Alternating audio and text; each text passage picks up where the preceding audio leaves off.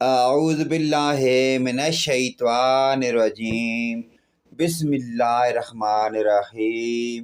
اسلامی ویڈیو شروع کرنے سے پہلے تمام دنیا کے مومن اسلامی اور پیارے بھائیوں کو السلام علیکم ورحمۃ اللہ وبرکاتہ۔ دو نمازوں میں زمین و آسمان کا فرق۔ حضرت عبادہ بن صامت رضی اللہ تعالی عنہ سے روایت ہے کہ حضور سرور کائنات فخر موجودہ صلی اللہ علیہ وآلہ وسلم ارشاد فرماتے ہیں کہ جو شخص اچھی طرح وضو کرے پھر نماز کے لیے کھڑا ہو، اس کے رکوع، سجود اور قرأت کو مکمل کرے تو نماز کہتی ہے اللہ تعالیٰ تیری حفاظت کرے جس طرح تو نے میری حفاظت کی۔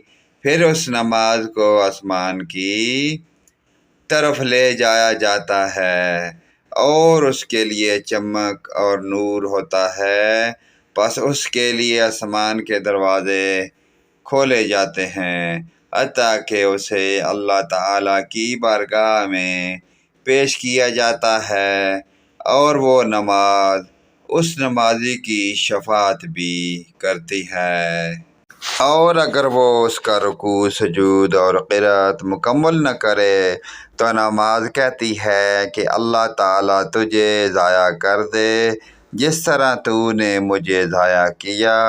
پھر اس نماز کو اس طرح آسمان کی طرف لے جایا جاتا ہے کہ اس پر تاریکی اندھیرا چھایا ہوتا ہے اور اس پر آسمان کے دروازے بند کر دیے جاتے ہیں۔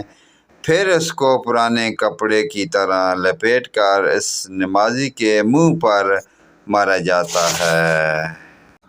یہ پیاری حدیث صحیح بخاری، سنن نسائی، کنز الایمان کی پیاری حدیث ہے۔